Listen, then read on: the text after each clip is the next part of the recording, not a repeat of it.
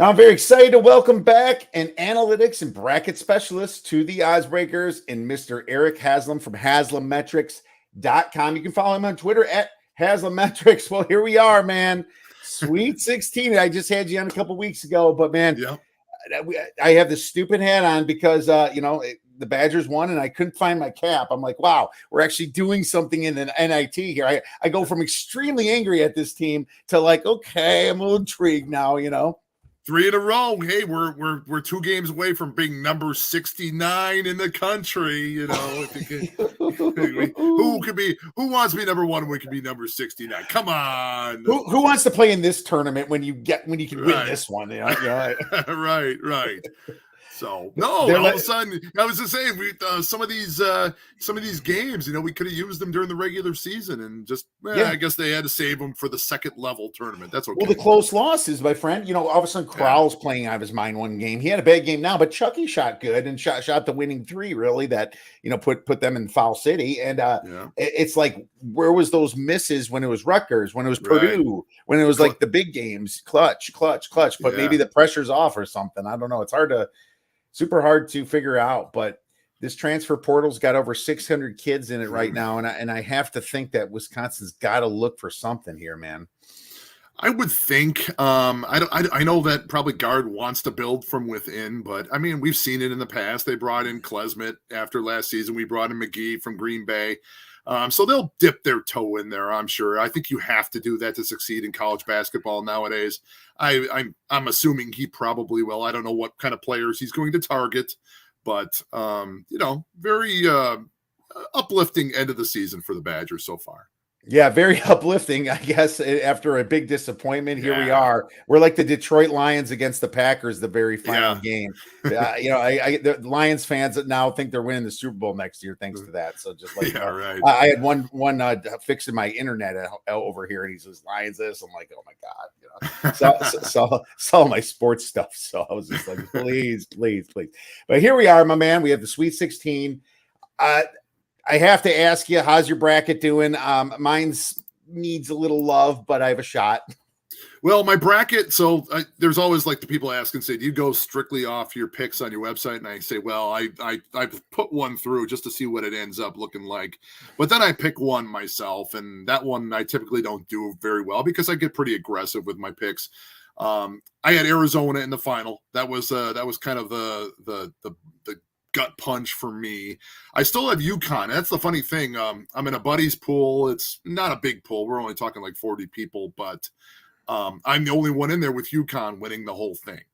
I'm kind of torn because per Eli Hershkovitz, I talked to him and he kind of sold me on making a Final Four wager for Arkansas. And I did make a Final Four wager for Arkansas, but now I've got my bracket of integrity winner going against my Final Four wager, and I'm like, I don't know which way to lean on that one. So, well, I'm not sure. I mean, they got the job done against Kansas. I almost thought that Kansas kind of gave that away a little bit.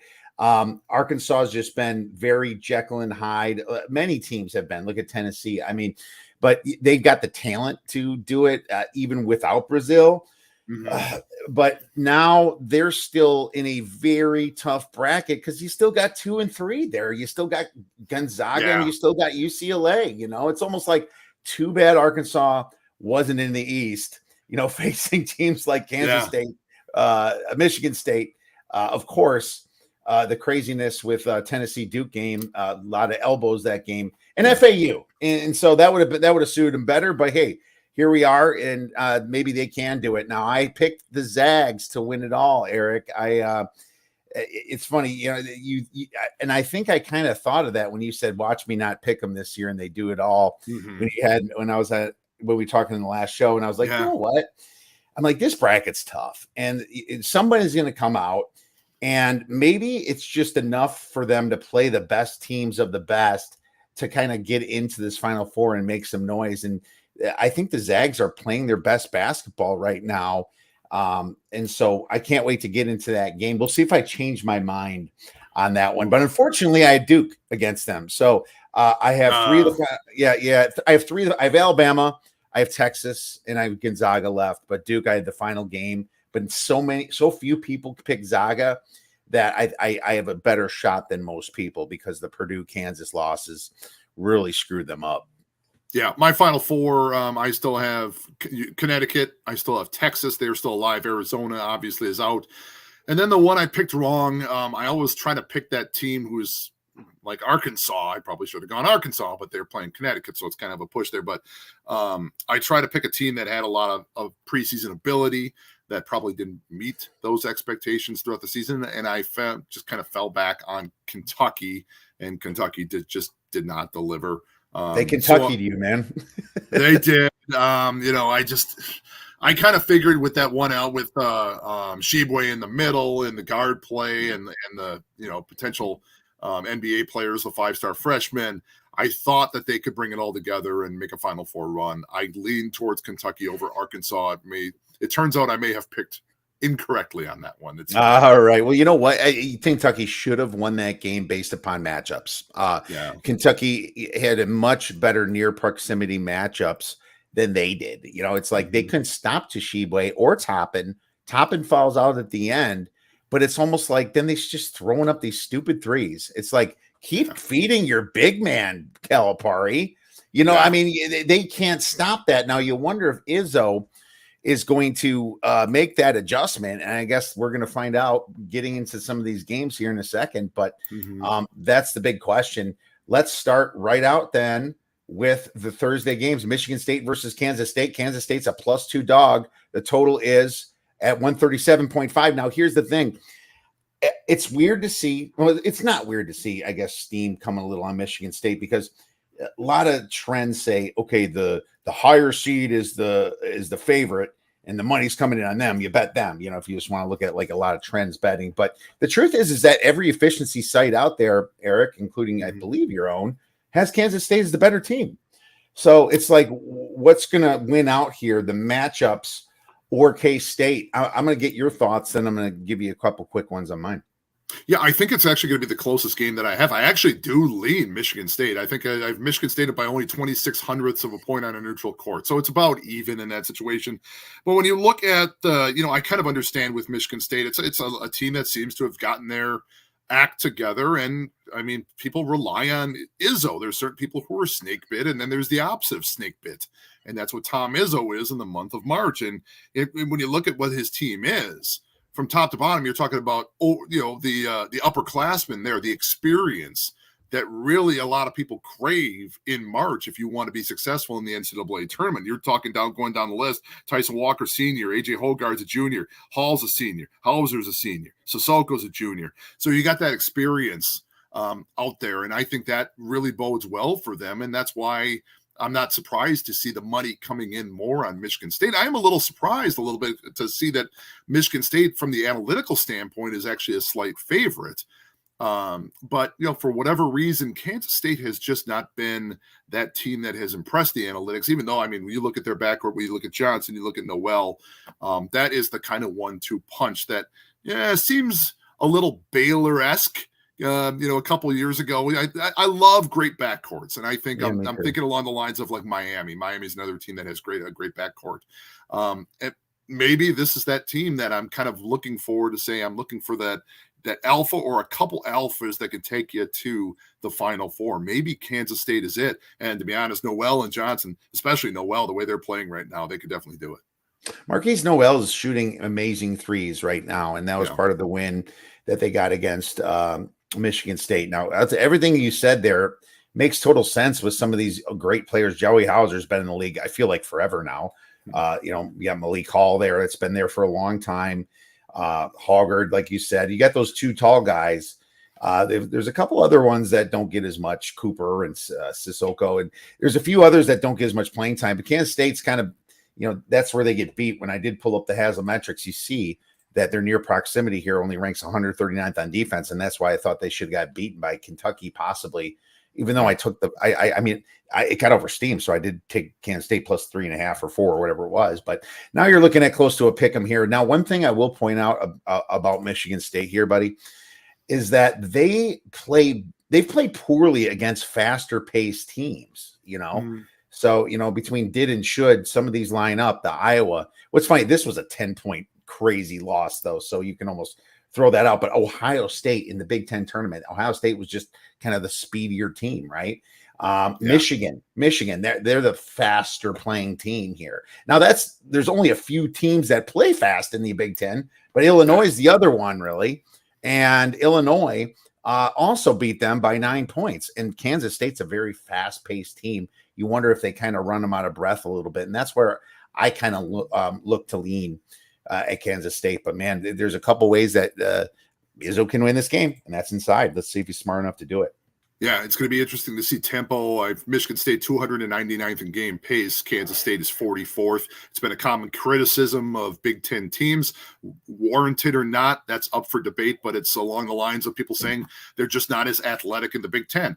Well, Izzo, if there's going to be anybody who can manipulate that situation and say, hey, I'm playing a team against a team who's more athletic than me, it's going to be Izzo who's going to be able to pull it off in March. A lot of people don't like Izzo. I'm an old school guy. I respect Izzo. I'm a guy who was always driven by people who sometimes had negative reinforcement. That's the kind of thing that drove me as a player.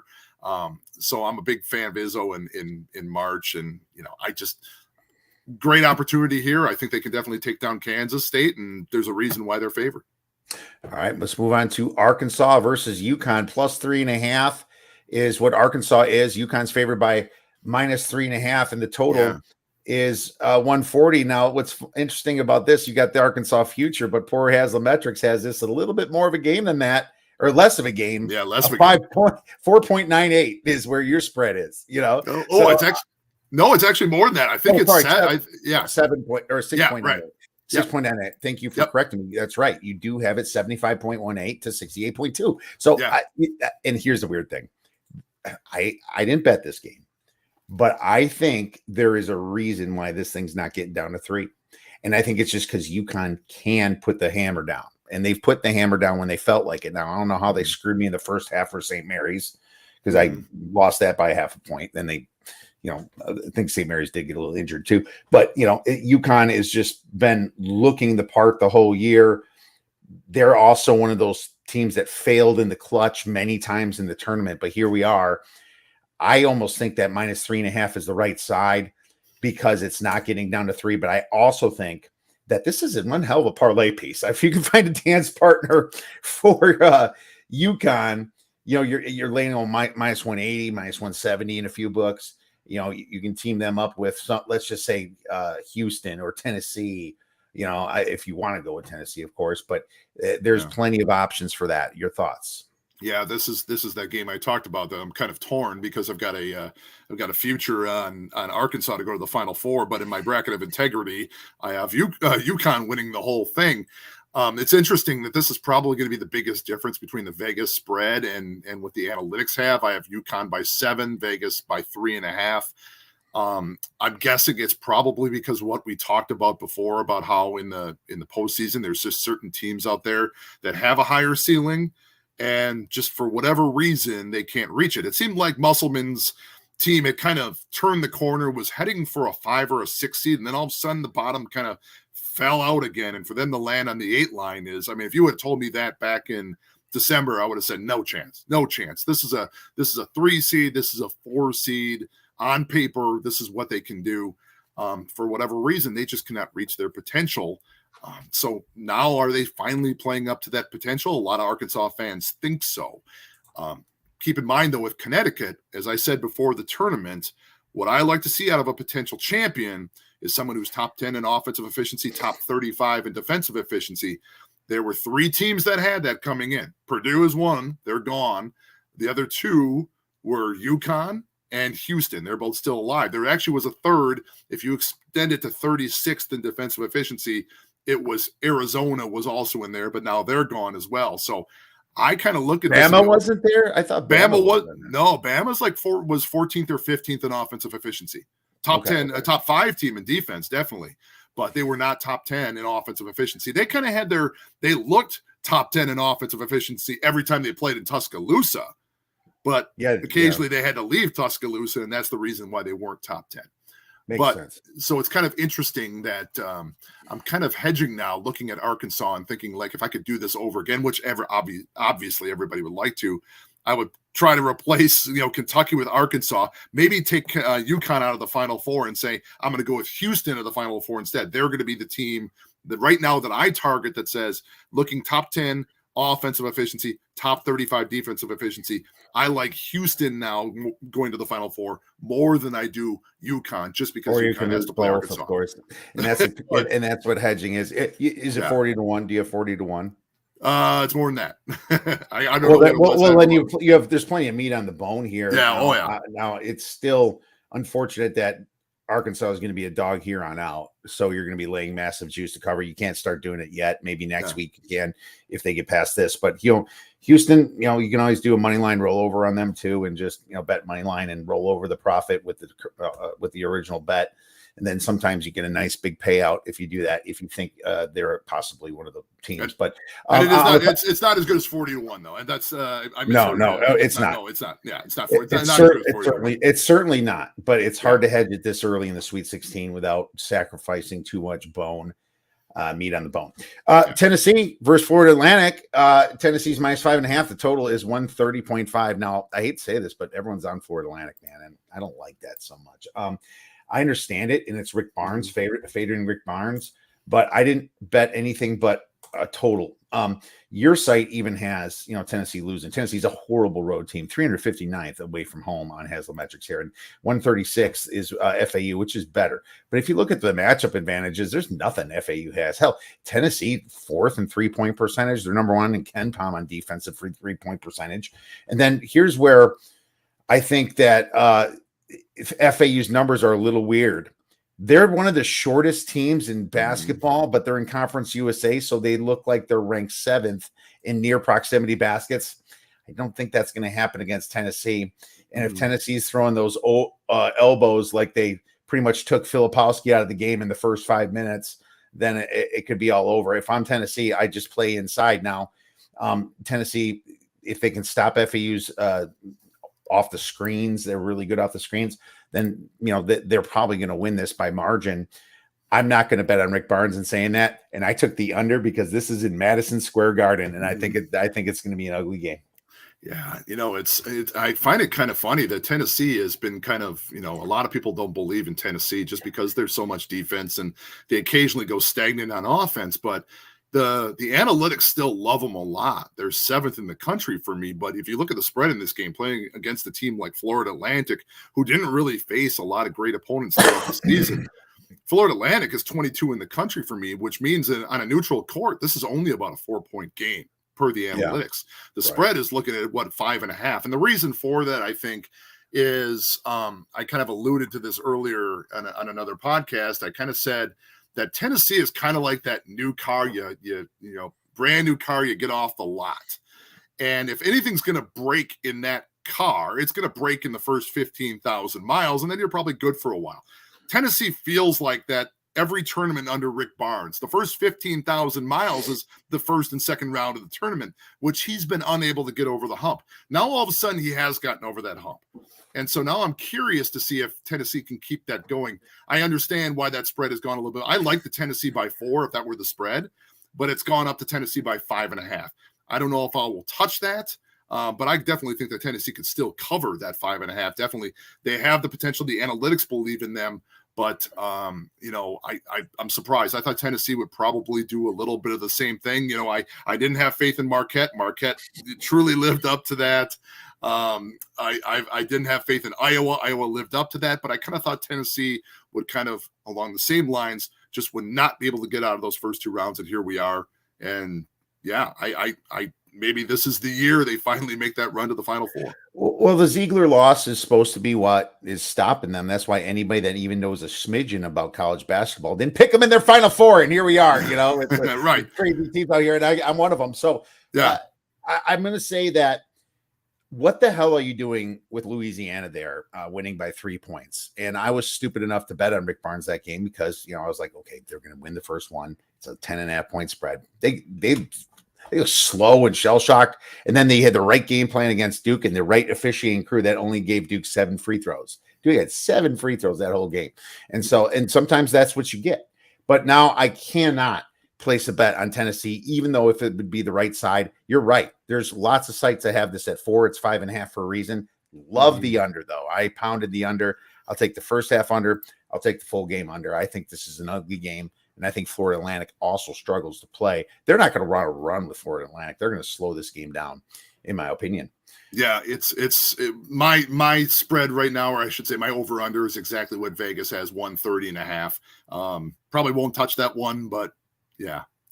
Let's move on to Gonzaga on our Betfred Sports versus UCLA. UCLA is -2. The total is 145.5. Now, Erik, man, I don't know, man. I have him winning it all, and I don't want you to feel bad for not finally picking Timmy to go all the way here. But here's the thing. Everyone's talking about revenge. I heard it tonight in halftime. You don't think that Gonzaga wants to win the championship one more time with Timmy, their last chance here? They also returned Strother. They have Malachi Smith. They have a very beastly game, and 3 guys shoot over 40% from 3. UCLA, not super impressed with Northwestern. Now, they outclassed their first game, which should have been expected, right? 18-point spread. They won by more than that. But this is a serious game now that they're finally in, and they could be in a little bit of trouble. I like Gonzaga this game. I think that just with the inside presence of Timmy really hurts them without Jalen Walker. They also just had another guy roll his ankle. I can't remember his name offhand. David Singleton? Yes. And he's supposed to be okay, but you don't know how he is now. Right. And Bona played, but he only scored 6 points against Northwestern. I guess he's got 5 days now to rest, but geez, I mean, I think UCLA is banged up. UCLA lost to Arizona for a reason when they were banged up. Same type of thing with UCLA. They were amazing at home, but they couldn't win as well on the road. Now, being this is in Vegas, maybe they do get some people, but so does Gonzaga. I'm taking Gonzaga plus the 2, and if I'm wrong, I'm okay with it. Yeah, this is probably maybe the most puzzling matchup of the 8 that you're going to see on Thursday and Friday. Now, if you look at UCLA, you touched on a couple things. Now, the way they've performed has gotten UCLA to number 1 in the country for me. Now, you're looking at the team, looking at the entire body of work throughout the season. It's not proactively taking into account injuries. So the Jalen Clark injury is not proactively factored in. The David Singleton injury, I know he said, no, he's fine. He's not limping or anything like that. But when that foot goes sideways, I don't care how old you are or how young you are, that takes a little time to heal. So he probably will not be 100% in this game. But the funny thing about it is, if you look at the total body of work, you'd expect to say, okay, UCLA is number 1, number 2, but you back them off a little bit. What's a little bit puzzling for me is that I have UCLA at number 1, favored in this game by probably about 1. Vegas has UCLA by 2, if I saw that correctly, which is intriguing to me. It's really hard to bet against Gonzaga, considering they had the momentum that they did coming into the tournament. Now, they have backed off a little bit in their momentum. It's not like they're playing bad basketball by any stretch of the imagination, but they did fail to meet the expectation by just the slightest margin, I think, in their first 2 games. That doesn't necessarily mean it's going to continue. But I always had that worry coming into the tournament that Gonzaga may have peaked a little bit too soon. They were looking the part of a Final Four team. But that being said, I still do lean towards Gonzaga in this game. Again, they've been kind of under the radar for the longest time. I think they struggled. I think Nolan Hickman really got his game together, started playing better. I don't think Strother played his best game against TCU. If he plays more up to his potential, you bring Timmy along, who's going to do his job. This is what makes Gonzaga dangerous as opposed to previous years when everybody had a target on their back. This time, Gonzaga does not have a target on their back. They're probably, not to say they're the underdog, but they're kind of forgotten compared to the teams over the last few seasons. I love Mark Few in this situation. I think it's a much better situation that he's in. Let's see what happens. I know that UCLA, this is a big total. It's going to be bet to the over probably at 145.5. It's actually been going down because UCLA is going to slow this thing down and play a grimy game. And that's the way you need to follow what St. Mary's kind of did. So I agree with the game plan, but is it going to be enough? Let's move on to Miami versus Houston. Houston's -7. Total is 138.5. Now, Sasser's probably going to be okay, coming into this game. I think we shouldn't even factor that in. I think that loss for Houston really worked out for them.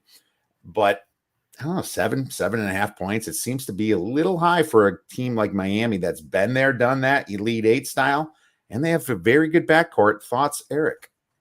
Yeah, it's the thing about Miami is Miami all of a sudden had that athleticism. They could exploit the other teams in the backcourt when you're talking about Wong and you're talking about Pack and you're talking about Miller.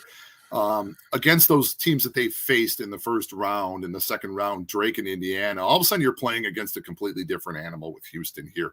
And I don't know if they're able to take advantage of those matchups against a team like Houston, who is so solid on both ends of the court. I think they're the only team in college basketball that I have in the top 10 in offensive efficiency and defensive efficiency. Another reason I don't like Miami, and Greg, don't get me wrong, I love Larinaga. I think he's a great coach. My problem that I had with Miami coming in was just how pathetic, I won't say pathetic, but just subpar they are on the defensive end. That was the reason why I thought coming into round one that Drake was destined to beat them. Defenses, those 12 seed defensive teams typically take advantage of teams that are all offense on the 5 line. But credit to Miami. Miami fought that through that one and then just buried Indiana in the second round. But I don't know. Maybe this is that point where the carriage turns into the pumpkin for Miami. Houston is, I won't say a team of destiny, but like I said, they have that fingerprint of a national champion. You want to be top 10 in offensive efficiency, top 35 in defensive efficiency. Houston has that. Miami does not. You know what else they have is a lot of pressure being that the championship's in Houston, and it's like a home game there. They got to get there, man. And this might be the one where they at least have a hiccup. One thing I will point out on Haslam metrics is that Houston's not consistent. 343rd in consistency. Yeah. That means you can either have a massive blowout by them or they can barely win a game. Hell, they lost to Temple. You know, they lost some games. They lost to Memphis. Of course, that was without Sasser, so we have to forgive them a little bit for that. But, you know, Miami at least is consistent, and they're almost in every single game that they play if they're not winning it. I thought Miami is the second best team in the ACC behind Duke coming into this tournament. I think 7 is probably getting closer to right. If I was going to make the spread, I'd make it 6. Just because of the inconsistency and the fact that Miami's been there and all the things we said. Now that defense sucks. I agree with you. And Miami needs to hit their shots. They need to come off their screens well. I just think that with all the returning production that they have, they should be able to make this a game. I think Houston wins by 4 to 6 points. So I'm taking Miami here for a couple stars. But, not something I'm like super excited about. We're in Sharpville right now for some of these lines. So yeah, and the raw analytics have Houston by 7.5. But to speak to your point about Houston's inconsistency, that game against Auburn summed it up right there. Down 10 at the half, and then they outscored the Tigers by 27. Oh, I thought it was sitting pretty. I thought I had Auburn +9. Jeez. Right. And that was another team I thought could be that Kentucky or that Arkansas, that athletic SEC team. I don't think Auburn had the potential that Kentucky or Arkansas did, but I thought Auburn would be the one that people would forget about and all of a sudden would sneak through to the Elite Eight or something like that. And when I saw them up 10, I'm like, here they go. This is going to happen. But then Houston got dialed in, and it was a completely different ball game in the second half. Agreed. Let's move on to Princeton Creighton. Creighton -10, total 140. All right, so this is interesting. Creighton, I mean, they're that team that kind of had it all early in the season, lost their guy for a little while. Kalkbrenner came back, looked great, but kind of down the stretch of the season, they kind of faltered a little bit, and just a lot of head scratchers there. I think that Princeton is fraudulent, but I also think that they're getting some really interesting matchups for them because I almost look at Creighton as like Arizona in a way. Now, their defense metrically shows way better than Arizona, better than some other teams, but Princeton is uglying up these games. And Princeton is 6-1 as a dog right now. Anything on this one? Well, the raw analytics have Creighton by 8 in this one, and Vegas has it by 10. And this just kind of has, I think back to last year. A lot of people are going to look at this and go, okay, they're a 15 seed. They shouldn't be here, and they're destined to duck out. But they were saying the same thing last year at this time when St. Peter's was about ready to play Purdue and what happened in that game. I mean, Creighton can be a good team but like I said, that's a team that is really iffy for me. I feel like their potential, it bothers me when you have a team that kind of falls apart the way they did when Kalkbrenner is not there. Now, Kalkbrenner is there, But that always lingers to me, that the way they struggled when he was not around, and things just happen. That team doesn't strike me as being Final Four quality, and maybe they'll prove me wrong. But, I look at this game and seeing how Princeton has performed so far, and a lot of people just kind of expecting them to just peter out here. I don't think they're going to peter out here.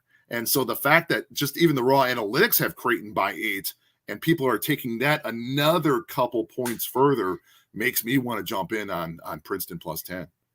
I like Princeton plus 10, and some of the numbers do show a little bit of positivity here. Now, this is the same situation with Princeton in the Patriot League here, and they're 19th on near proximity defense. We know that can't be really true. I think but it's still good. It's maybe not 19th, but it could be 30th, 50th, something like that. Now, these analytics sites, if they had 60 games, I think that changes. But we only have 30 games, 25 games to. So you're looking at Creighton 19th in offense, you mean, for Creighton? No, Princeton's 19th in near proximity baskets. Oh, yeah, I got you. My bad. I'm sorry. Yeah, that's okay. That's defensively. And that's why I think they can give Kalkbrenner some problems. Now, what I did notice is that they played Arizona very well down low. They had a pack line type defense that we've seen so many times out of Wisconsin, and it's just in Virginia, and it's really worked out for them. I think this is the deal. If you're covering the spread at halftime, maybe you buy it back a little bit and take a second half on Creighton and see if you can middle this thing, because I don't completely trust them down the stretch here. I think the pressure will get to them eventually, but Creighton also, like you said, hard to trust in those situations as well. And their coach is I love their coach, but he's also faltered in big situations himself, and there's some head scratchers there from Greg McDermott, but here we'll see what happens. 10's too many for me, so I took it for 2 stars, buddy. Let's move on to Xavier versus Texas. Texas is -4. The total is 149. I'll start on this one because I have a play, maybe my largest play, and I laid Texas at -4 here. And there's many reasons why. I think if Texas was going to have their hiccup from their Big 12 tournament, it would have probably already happened by now. Xavier's that team that has a ton of offense, but their defense has been lacking, and it's lacked during the year. And if you look at Haslam metrics at all of these matchup differences, you got 3-point percentage Texas on offense. So you got mid-range Texas. I don't care about mid-range as much, but near proximity is pretty big. Texas should be able to score at will. What I really liked about Texas is their coach.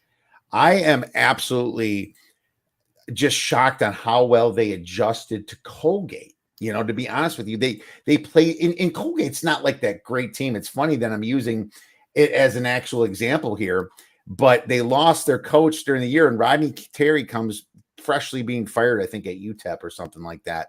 And then he's just got this team motivated, and they're believing in that, and they're riding that into this tournament here. Texas is a complete team, in my opinion. They don't turn the ball over.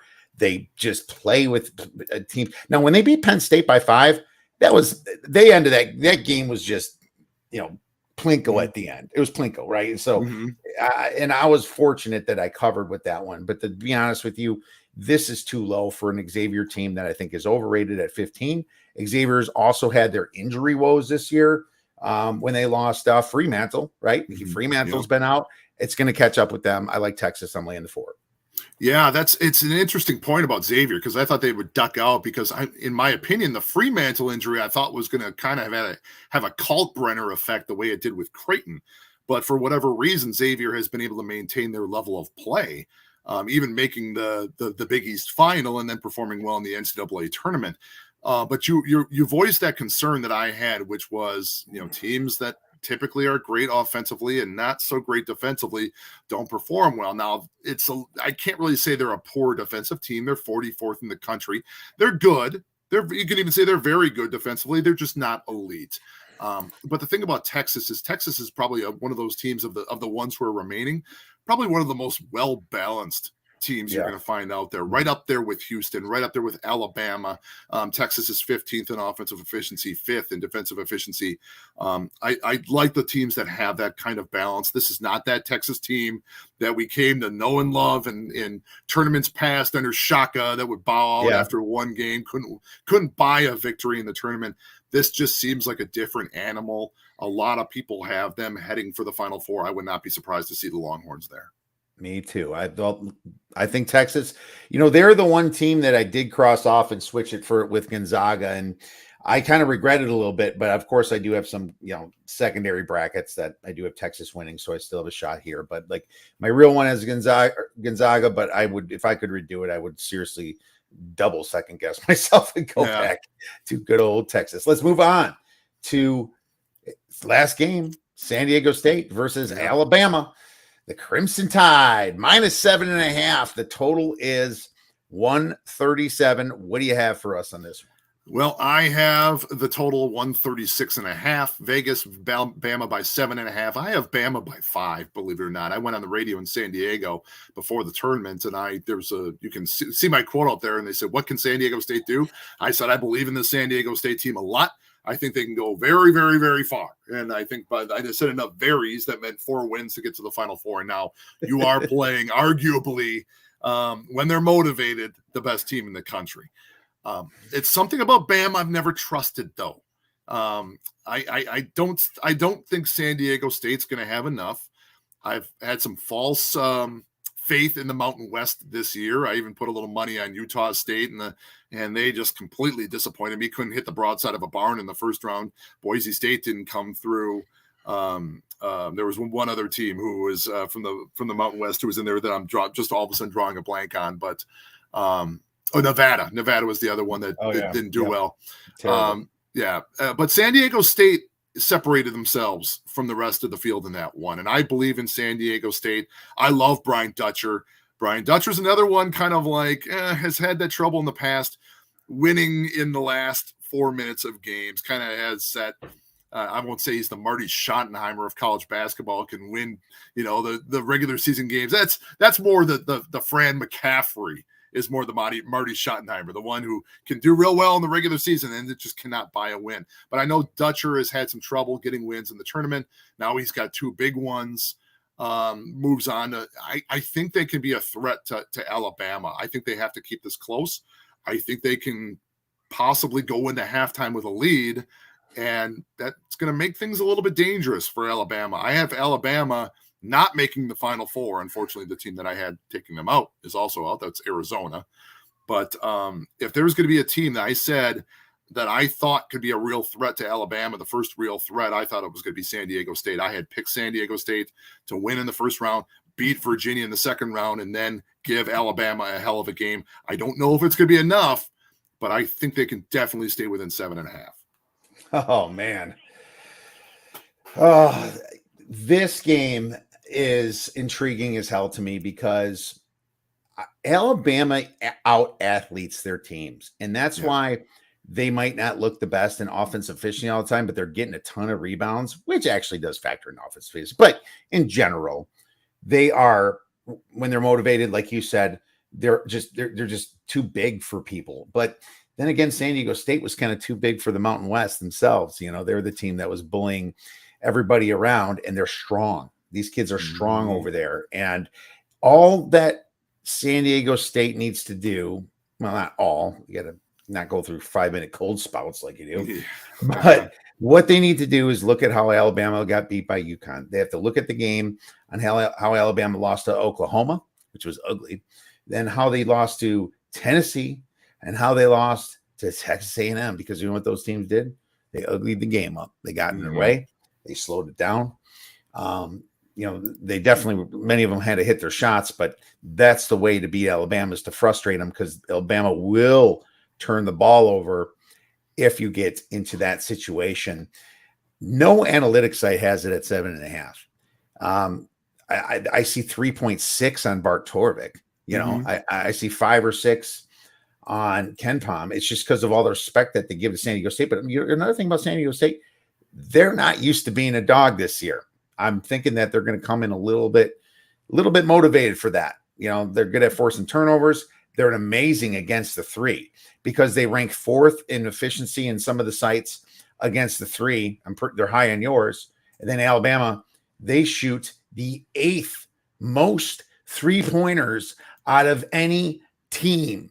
So that is massive in my opinion. I'm taking the dog here. I'm not in love with it. I know that it wouldn't shock me if the San Diego State goes cold, gets blown out, but I'm just on another dog for you, Eric. Yeah, and like you touched on it, the top 2 3-point defenses in the country per my analytics, playing against the average Division I opponent. San Diego State holds that average opponent to 27.8% behind the arc. Alabama's second, 28.5%. You're probably not going to get a lot of great looks from 3-point range against either of these teams, so this is going to get dirtied up a little bit in the paint. I'm interested to see if San Diego State can be disciplined. They're 302nd in game pace. Alabama 20th. Alabama's going to want to run, but if there's going to be anyone who can figure out Alabama and shut them down, it'll be Brian Dutcher. I agree, man, and that's why we're taking the points here now. This is going to be just a great ending to an amazing weekend in the Sweet 16. So I am very excited for that, and I'm also very excited for the future of Haslametrics, one of my favorite sites to use for handicapping. Eric, you've done such a phenomenal job coming on and breaking down these games. Very, very grateful for you and everything you do for us at the Oddsbreakers. Yeah, no, I love doing it. It goes by so fast. It's I lose a little bit of sleep.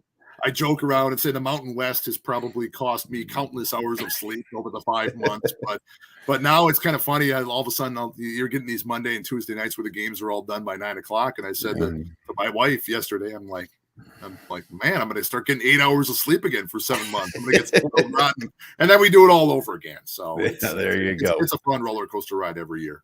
And you're an awesome follow on Twitter. So make sure you guys check out Haslametrics. Follow him on Twitter at Haslametrics. Good luck this weekend, Eric. Thanks, buddy. Have a good one.